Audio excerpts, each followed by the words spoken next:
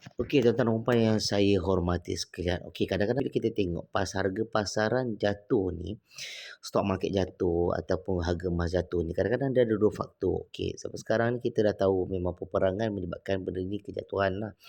Benda negatif. Kalau perang ni benda negatif. Kalau berdamai benda positif. So kat sini bila kita tengok sentimen, bila katakan sentimen peperangan ni dia bersifat tak akan lama.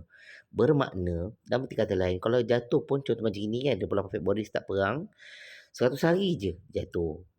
Okey, lepas tu dia akan naik balik, shaking naik balik, turun jatuh. Jadi kalau impact kepada stock market, emas ke jatuh, dia takkan lama. Tapi kalau I predict sekarang ni kita tengok dia perang kan, berapa lama dia berperang. So implikasi penting, okey, biasalah kalau dari sudut ni peperangan banyak orang matilah.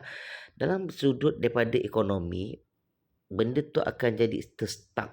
Okey, Selat Hormuz, whatever semua sekali. Tapi ia tidak akan bersifat lama kerana apa? Kat sini I kaji, pilihan raya umum Amerika Syarikat akan berlaku 3 November 2026. 3 bulan 11 tahun 2026. Tahun ni. Kalau kita logiknya sebagai rakyat mereka, kita tak suka perang kan? Bila perang, inflasi akan tinggi. Bila inflasi akan tinggi, barang akan mahal. Purchasing power rendah. Kita nak beli barang pun kita berbengang lah. Jadinya, kalau matematik dia ni, harga pasar perang akan berhenti. Dalam masa seminggu, 2 minggu lagi. Sebab apa? Logiknya, dia takkan perang. Pasal apa? Dia takkan dapat gain populariti, inflasi akan naik, orang akan benci, peperangan tak bagus.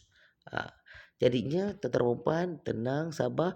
Kalau sekarang masa tengah harga jatuh, tuan-tuan dan puan kena beli.